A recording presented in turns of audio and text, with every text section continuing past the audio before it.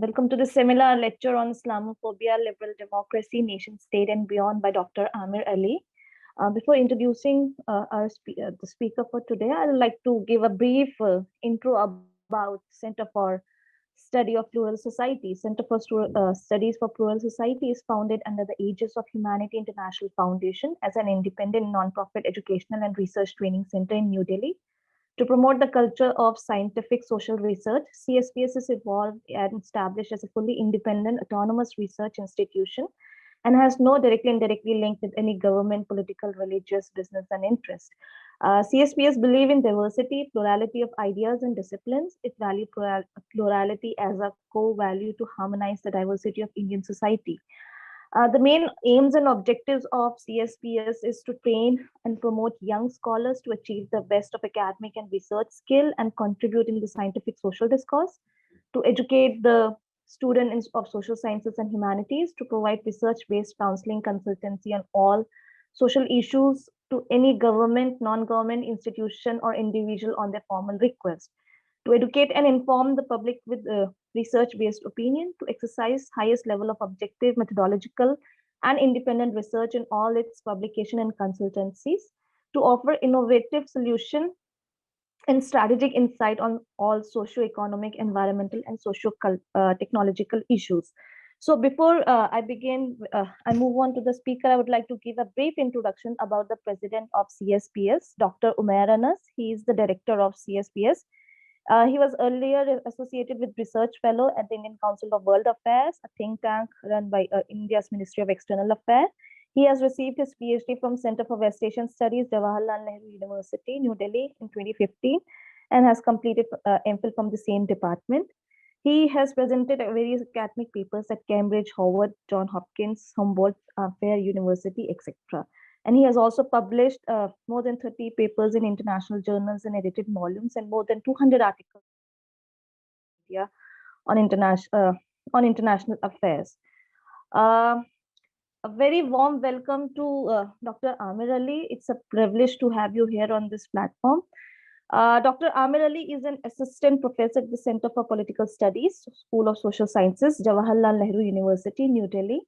He teaches courses in political theory and has interest in multiculturalism, group rights, and political Islam. Previously, he has taught at the Jamia Millia Islamia University, New Delhi, and was a visiting fellow at St. Anthony College, University of Oxford, UK. He has written a book on Brexit and liberal democracy, populism, sovereignty, and the nation state, published by Routledge. And other recent publications include South Asian Islam and British Multiculturalism, which is also published by Routledge. A very warm welcome to you, sir, on this platform. We are privileged to have you here. And I am Azim Aslim. I'll be moderating today's session. So we will go 45 minutes for the lecture and then followed by question in turns. And I request all the participants to just mute their mic so that we can listen to the speaker very clearly. So over to you, Dr. Ali. Thank you, Azima. Thank you to the Center for the Study of Plural Societies for asking me to give this talk today. The title is, as Azima just read out, is Islamophobia, liberal democracy, the nation state, and beyond.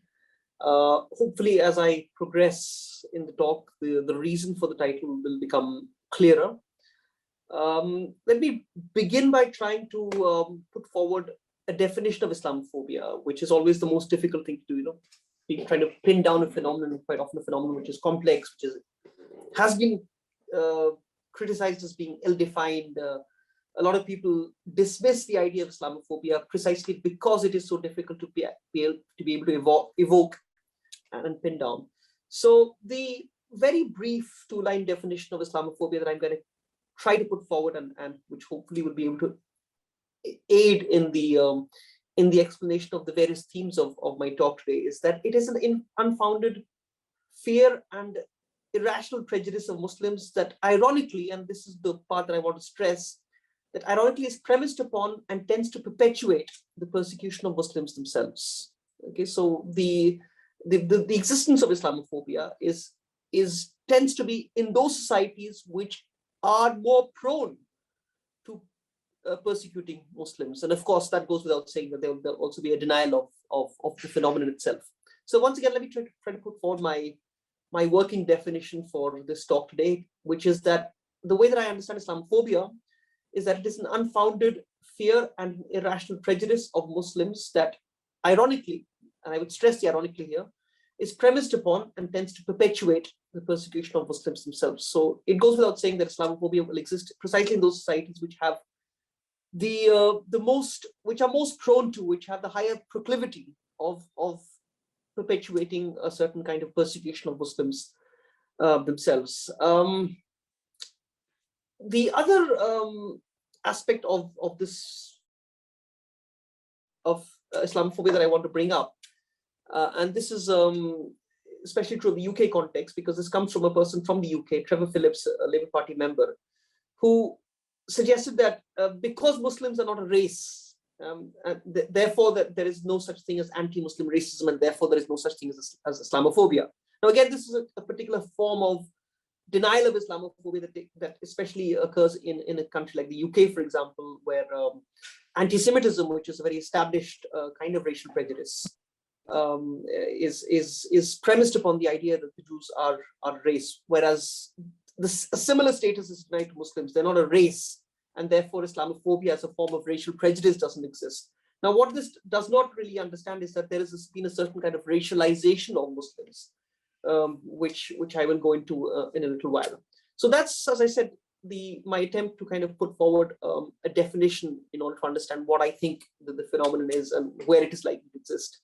Let me also kind of quickly go over people who tend to dismiss Islamophobia or deny Islamophobia. Now, very interestingly, the fact that something like Islamophobia is denied would, I think, be a testament to the fact that it exists. So I'll take as a representative example the Canadian alt-right thinker, also a psychiatrist by training, Jordan Peterson, very controversial academic figure. I've been told not to take him very seriously, but that's the problem with the word these days, that there are people who don't want to take seriously that one willy-nilly ends up having to take seriously. Now, Peterson, I think it was in a tweet, said that it was a reprehensible word, and that there was manipulation built into its structure, and that it was ill-defined. It goes back to a point that I made a little earlier, and this was his definition of Islamophobia, or what he thought was a non-existent phenomenon. And he suggested, and I quote Jordan Peterson here, that Islamophobia, a word created by fascists and used by cowards to manipulate morons. There's nothing more to say, Peterson said. That's the end of the quote. Again, the other 2 or 3 things that I've noted about those who would tend to dismiss Islamophobia are, of course, people on the right. Pro-market also seems to be another aspect of this denial of Islamophobia. Ultranationalism would all be, various aspects of this denial of Islamophobia. Now, having got some of those one definition out of the way, and the people who are most likely to or to kind of not endorse or accept the phenomenon of Islamophobia, let me try to go a little deeper into this. A lot of my own concern with Islamophobia arose from the book that I wrote on Brexit recently. It's called Brexit and Liberal Democracy. And I noticed a certain kind of rising tide of Islamophobia. And also in the UK, there was also a rising tide of anti-Semitism, which was attributed to the Labour Party.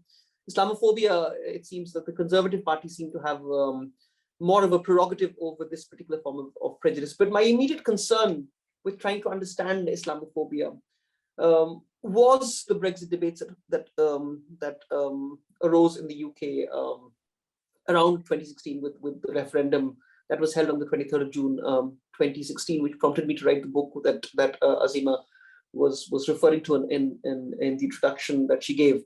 The more I considered Islamophobia, or try to understand, or try to grapple with what exactly it is, I realized that there's a certain conjoint understanding of another form of racial prejudice, which I've also mentioned, which is anti-Semitism.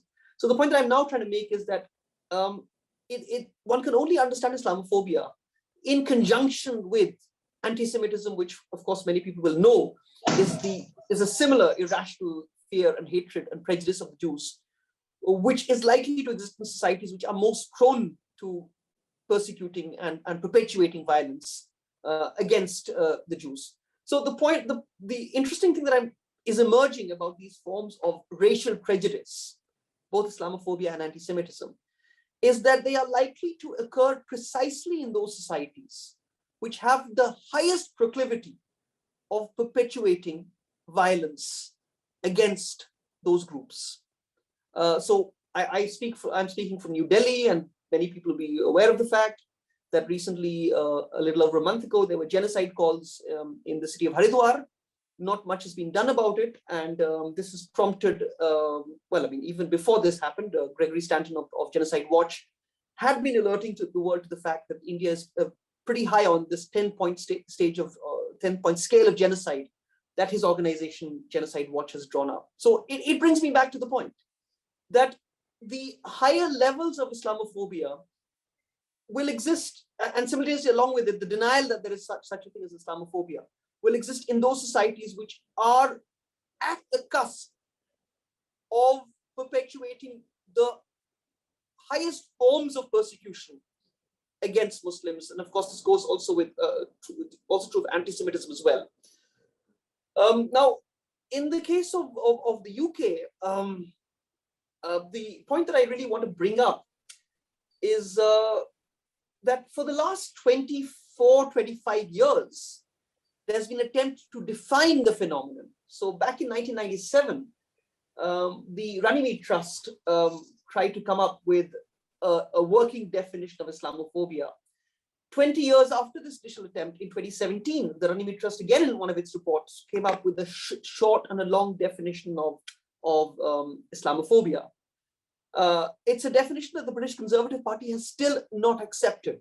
And again, this goes to show what I keep calling this denial of Islamophobia, the denial that a phenomenon like this exists, being a testament to the willingness to perpetuate this prejudice and persecution much more.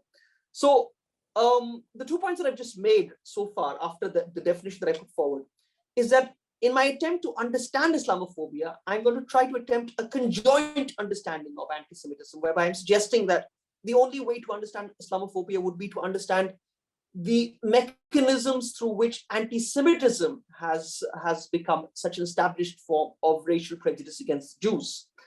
And I also made this point that in the UK, there has been of late, especially after the Brexit vote, a very palpable and perceptible increase in both these forms of racial prejudice, both form anti-Semitism and Islamophobia. Now, why anti-Semitism seems to be confined to the Labour Party and Islamophobia seems to be confined to the Conservatives is something I will go into a little later, but not right now. Let me also add that my attempt to understand Islamophobia will be in terms of a larger global phenomenon. This is a point that Faisal Devji made in an article in The Guardian, I think 2 years ago, whereby he suggested that after the end of the Cold War and the rise of a certain kind of a global public arena, where Islam was considered to be this great threat to the West, and of course contained Samuel Huntington's famous Clash of Civilization thesis, Islamophobia became a very kind of a palpable phenomenon. So my attempt to understand the phenomenon of Islamophobia will not be confined to just one country. There will be a larger global attempt to understand how it is arising in various parts of the world, what particular forms and manifestations and specificities it takes. So of course, I referred to India a little while ago, my own country, where things are becoming very worrying and alarming right now, given the genocide calls in Haridwar, and many of us have had a sense of the crisis that has been brewing in this country. But it's not just India. There are other parts of the world where this is being manifest.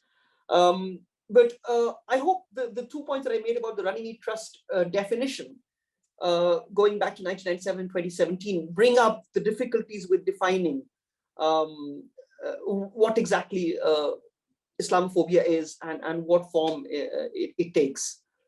Now, to go back to why I am trying to link this with anti-Semitism so much, I will just briefly, for the next 5-10 minutes, talk about anti-Semitism itself, and hopefully that will clear up why I am trying to link Islamophobia and anti-Semitism so much. Now, in the way that I've tried to understand anti-Semitism, it's a phenomenon that goes back to the late 19th century, predominantly Central Europe was the setting.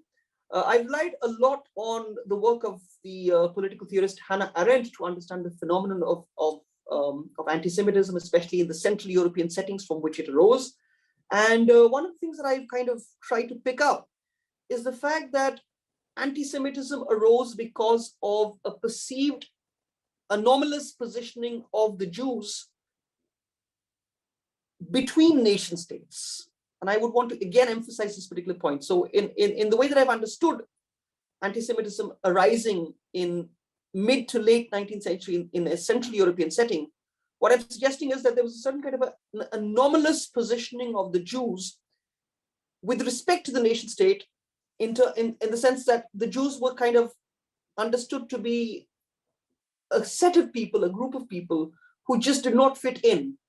And their problematic positioning within various nation states in Europe was what gave rise to this particular form of prejudice against the Jews. Now, of course, we all know that in Europe, it did culminate in that very tragic denouement of the Holocaust, 1939 to 1945, when the final solution became a very clear and present and palpable reality in Nazi Germany.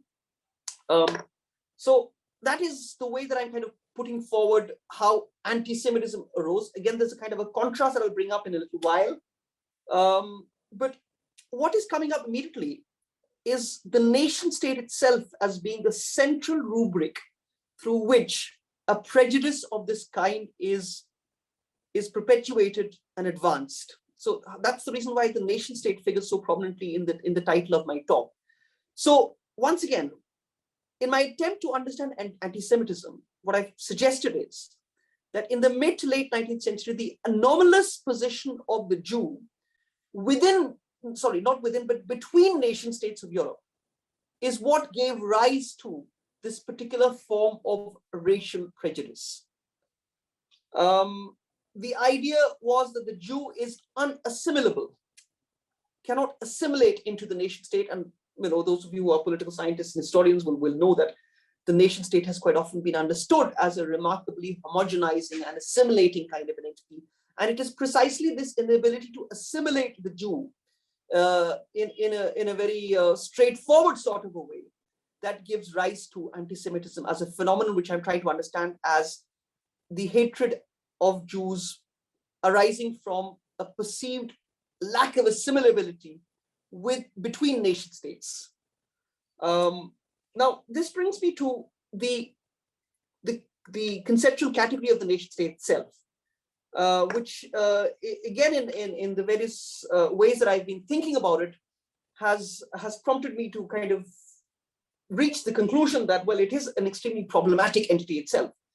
It is the political receptacle that instantiates and contains the diverse phenomenon of nationalism itself. And in the way that it contains and instantiates something like nationalism, it tends to perpetuate a hatred against those perceived, the other that is perceived to not be readily and easily assimilated into the fabric and structure of the nation state. So that's, again, one point that I'm trying to make about the nation state.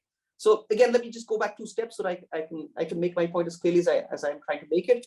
What I've suggested so far is that as far as anti-Semitism is concerned, it arises from the perceived problematic of the Jew between European nation states. Now, that perceived problematic is to do with the lack of assimilability of the Jew. Now, the nation state confronting an other that does not easily integrate and assimilate itself quite often tends to perpetuate a certain kind of hatred against the entity that refuses to be assimilated very easily. Now, of course, a lot was said about the Jews in Western Europe Central and West Europe in the late 19th and early 20th century. I don't think I have to go over that. But there is one thing that I just said about nation states, which is that I'm understanding the nation state as a particularly problematic political entity that instantiates and concretizes the phenomenon of nationalism. And by instantiating and concretizing it, it gives rise to the kinds of prejudices that anti-Semitism and Islamophobia are.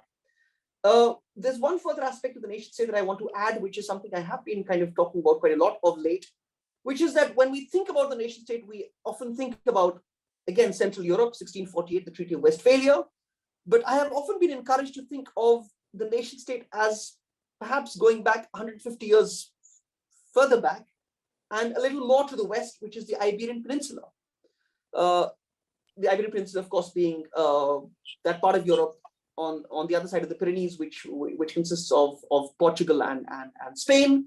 Now, the point is that if one wants to understand the problematic of the nation state as what I keep calling concretizing and instantiating nationalism, it's important to look at developments in 1492 in the Iberian Peninsula when they had the Reconquista and the defeat of the Moors, and the way in which this created what can only be called a very perverse kind of political monotheism, a one country, one nation, one law rule, which resulted in the simultaneous persecution of the Muslims and the Jews, many of them having to seek haven and refuge in the Ottoman Empire, which was at that time certainly more tolerant than the kind of nation state system that was being created in Europe with these developments.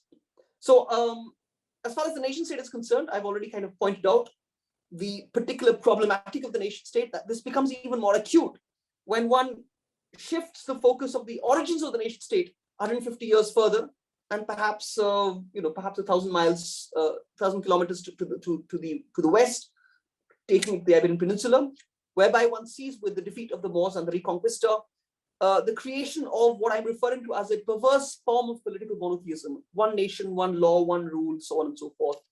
And the systematic persecution of groups becomes much, much more acute because of this. Now, I've already talked about anti-Semitism. Let me add one more point to this before I move on to the parallels that I'm trying to draw with Islamophobia. If I can quickly go over the points that I made about anti-Semitism so far, what I've suggested is that in the mid-19th century, it was the problematic position of Jews between nation states that resulted in this particular form of racial prejudice. Now, in the year 1894, the famous Dreyfus affair brought up this particular incompatibility of the Jew. So the accusations that were hurled in the French Third Republic against Captain Dreyfus of harboring extraterritorial loyalties brings back the unflinching loyalty that nation states quite often demand. And when it is perceived that that unflinching loyalty isn't there, the way in which certain people are considered to be out of the pale. So the Dreyfus affair I'm using as an instance of this particular hatred of the Jew. This has been widely commented upon in terms of a particular form of racial prejudice against the Jews that existed in the French Third Republic. People who looked at the Dreyfus affair will talk about the way in which the effects of the Dreyfus affair, which happened towards the end of the 19th century, kind of it extended very far into the 20th century. And of course, when we think of the 20th century, we think of anti-Semitism. Of course, we mostly associated with the Nazi Holocaust, in which by a conservative estimate, 6 million Jews were killed by the Nazi regime, by Hitler's regime in Nazi Germany. Okay, now that's pretty much what I have to say about anti-Semitism. Now, many of those things I'm now going to use to understand Islamophobia. Now, on that basis, when it comes to Islamophobia, the slight distinction that I want to bring up is it's a much, much more recent phenomenon. It's at least 100 years younger than anti-Semitism. So if you think of, let's say, the late 19th century for anti-Semitism, you'd have to think of the late 20th century when it comes to Islamophobia. So there's more recency as far as Islamophobia is concerned. It's not as old and as established as anti-Semitism. The other slight distinction that I want to bring up relates to the nation state. So when I talked about anti-Semitism, I suggested that anti-Semitism arose from the problematic position of Jews between nation states. When it comes to Islamophobia, it arises from a problematic position of Muslims within nation states. So again, that's a distinction that I'm trying to bring up. When it comes to anti-Semitism, it's all about the position of Jews between nation states. when it comes to Muslims, more recent in the 20th century, it's to do with their problematic position within nation states. Now, when the problem seems to arise within nation states, Muslims are quite often looked at as these almost these sleeper cells that exist within nation states and are waiting to become those potential fifth columnists that will tear apart the nation state itself. Now, despite this difference that I'm bringing up, the two differences I've suggested so far is that, of course, anti-Semitism is at least 100 years older than Islamophobia. The second point in terms of the between and within nation states, but the common rubric remains the nation state itself.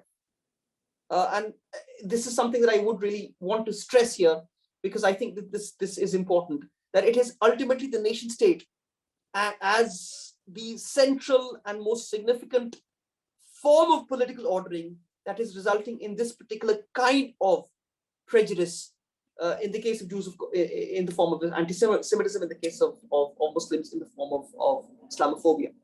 Now that brings me to the event akin to the Dreyfus Affair, which really put Islamophobia on the international political agenda. And the affair that I am talking about is the Rushdie Affair, which happened in 1989. That's almost 100 years after the Dreyfus Affair. And there have been people who've tried to draw kind of parallels between the Dreyfus Affair in 1894 and the Rushdie Affair, which erupted onto the international scene in 1989. Now, what the Rushdie Affair did was it created very systematically and entrenched this idea that somehow Muslims would never be able to fit into open liberal societies because of their problem with free speech and this thing called the fatwa, which very few people seem to understand, and which made its entry into the English lexicon in the year 1988 or 1995. I can't remember exactly. But I'm looking at the Rushdie Affair as the event which really entrenched Islamophobia in especially the Western world, but not just the Western world, but in also many, many other parts of the world, but certainly beginning with the Western world.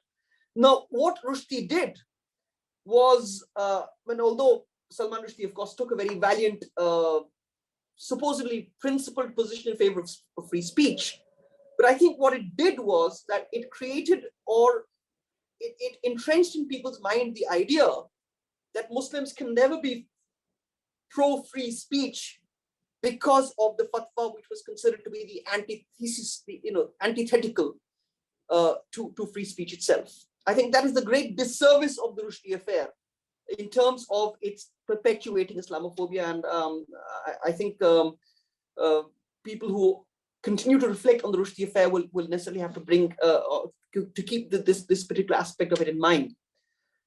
Now, I want to come up to, this brings me up to a slightly different aspect of the nation state itself. And this is the phenomenon of what is called new racism. There's of course an older racism, the racism of, let's say, late 19th century. I'm not interested in that. I'm more interested in the phenomenon of new racism, wherein race is understood less as a biological category and more as a cultural category. And what this does is that it feeds into the very seams of the nation state itself. So what I'm suggesting is, when it comes to the nation state, new racism, which is distinct from the older, more biological understanding of racism, feeds into the seams of the nation state. And by feeding into the seams of the nation state, reinforces the set of prejudices that the nation state itself is premised upon. Now, the strange thing that this does, and this is an argument that is made by Paul Gilroy in his famous 1987 book, There Ain't No Black in the Union Jack. Now, what this does is that any attempt to critique racism, any anti-racist position, is then perceived as an anti-national position. Okay, I hope I'm able to make this particular point clear. Let me say this once again. What I'm suggesting is, and I've said a lot about the nation state, but let me just say one more thing in continuation of what I've said about the nation state. and that is that I consider the nation state to be a political entity that is premised upon a set of prejudices. Now, what the nation state does is that it then tends to perpetuate those prejudices because they're so entrenched within the very structures of the nation state. As a result of this incorporation of these prejudices, there is always going to be a set of people who will be in a problematic position with the nation state. This I would understand as racism in the UK, for example, or racism in the US,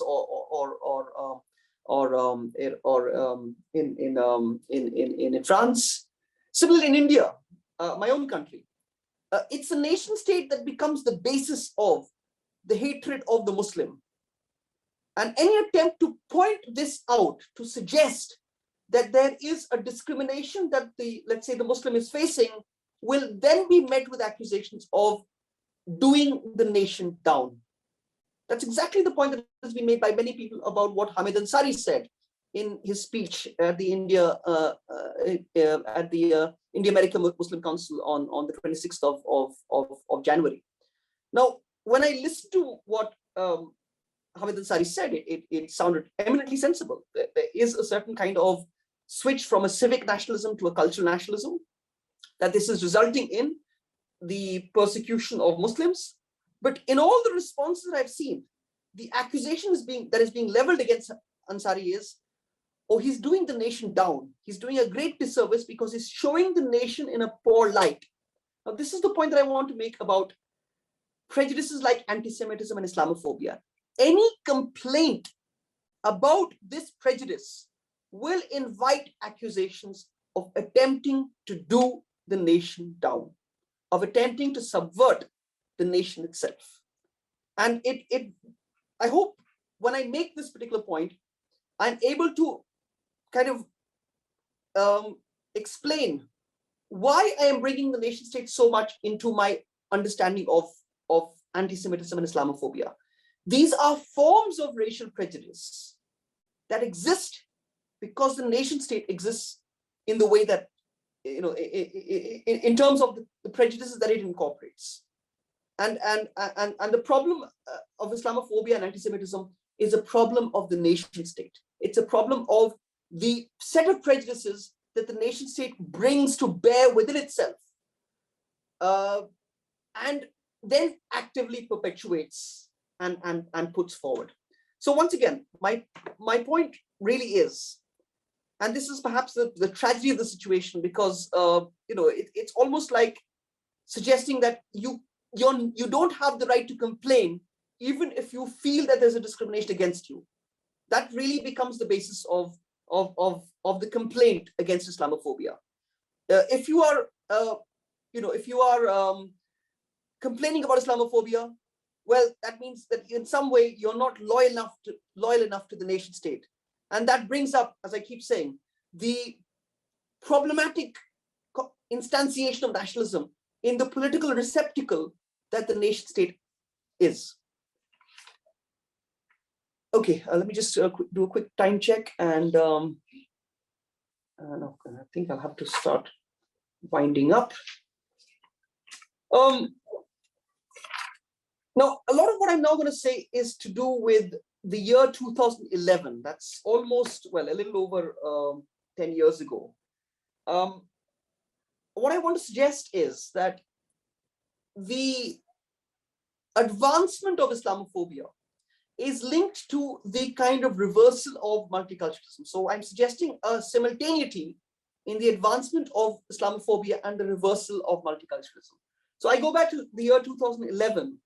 In the year 2011, many of you will remember the incidents on a Norwegian island when Anders Behring Breivik massacred quite a large number of youngsters at a youth camp. He was from the far right and expressed his hatred towards multiculturalism. And he, by doing so, also talked about many of his kind of prejudices against Islam and the presence of Muslims. That same year, a little earlier, in February 2011, the then British Prime Minister, David Cameron, at the 47th Munich Security Conference, bewailed the failure of what he referred to as state multiculturalism and pointed towards problematic strains of Islam. So the point that I'm really bringing up here and is that as there is a discrediting of multiculturalism, there will also likely be an advancement of Islamophobia, because in the views of the far right, multiculturalism is understood as an attempt to give a certain kind of respectability to the public presence of Islam. And therefore, there will be a great deal of opposition to multiculturalism. So it's almost like the critique of multiculturalism becomes a prelude to a much, much more sordid kind of Islamophobia itself. In India, it would take the form of a critique of secularism, which we've seen for the last 3.5 decades, with the way in which secularism has been discredited. So the discrediting of secularism was, pretty much has become the precursor for the kind of Islamophobia that we see, and the sentiments that were expressed in the Haridwar event in late December would just be a manifestation of this. Now, the strange thing about the UK phenomenon is that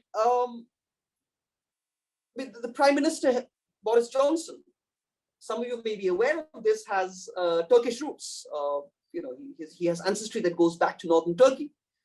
Interestingly, his great-grandfather, Ali Kemal, was a senior official in the Ottoman Empire. Johnson has been known, especially in his newspaper columns, the columns that he writes for the British Daily Telegraph, to put forward some extremely obnoxious views about Muslim women who wear the hijab. So he's been known to have referred to them as looking like bank robbers and letterboxes in the colorful imagery that he's often known to use. Now, the point that I want to kind of bring up here about the phenomenon of Islamophobia in the Conservative Party is that it helps them electorally. They do not suffer electorally because of this. This is unlike the Labour Party, where accusations of anti-Semitism were enough to pretty much ruin their prospects of winning the elections back in 2019. So those are allegations that were made especially against Jeremy Corbyn, the then Labour leader. So, in terms of the conjoint analysis that I began with, in terms of trying to look at Islamophobia and anti-Semitism together, there's now a divergence that I'm noting.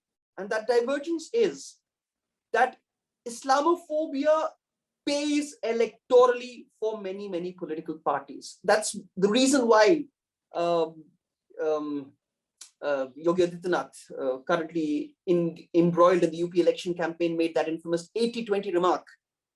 It plays out well electorally.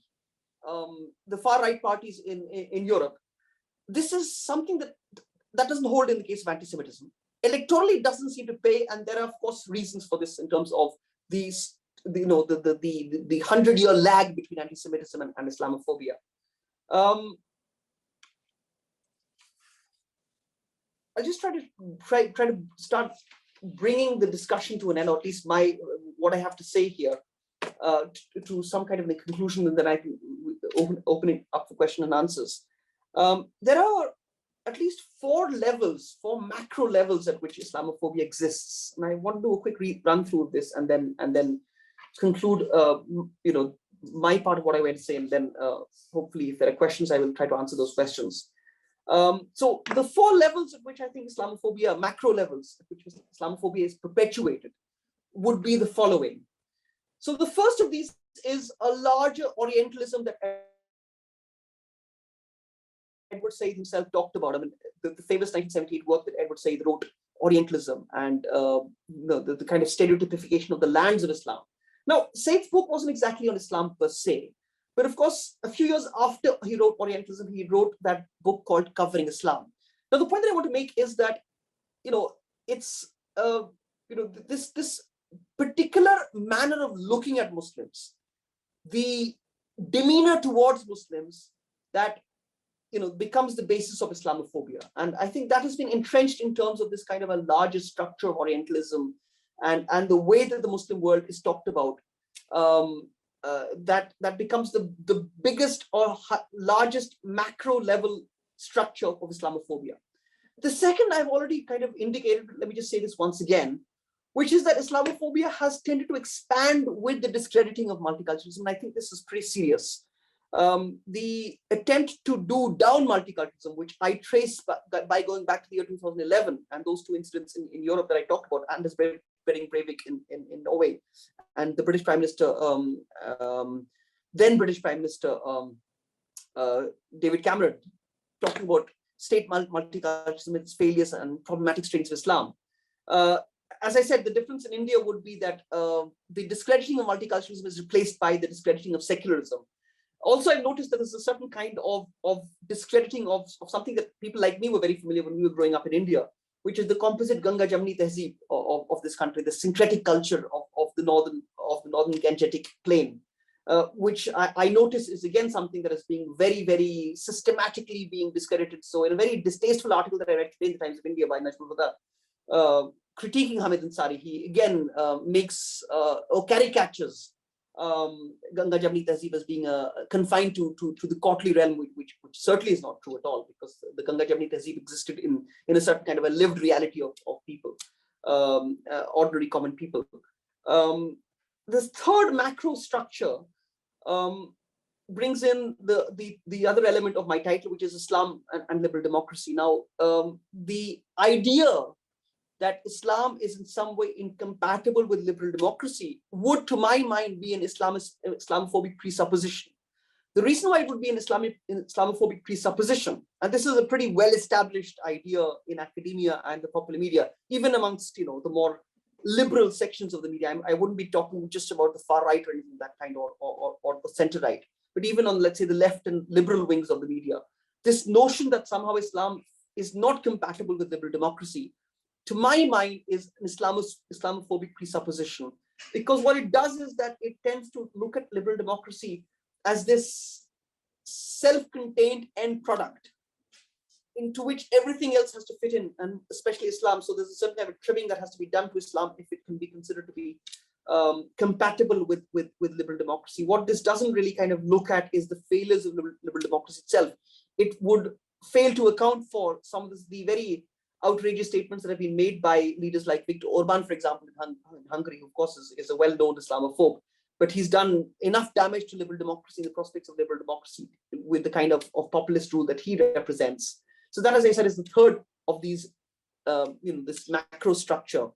And this is my last point, and I realize that I perhaps may have kind of stepped over the time limit. The global war on terror, which is now 2 decades old, is, I think, one of the biggest sources that has fed into this larger phenomenon of Islamophobia. Because what the global war on terror, which we all know began after September, the 9/11 incidents in New York, the presupposition that it seems to be kind of premised upon is the idea that most terrorists are Muslims. And I mean, this is an idea that is so widely entrenched among people that I talk to, that it's very difficult to dislodge this idea.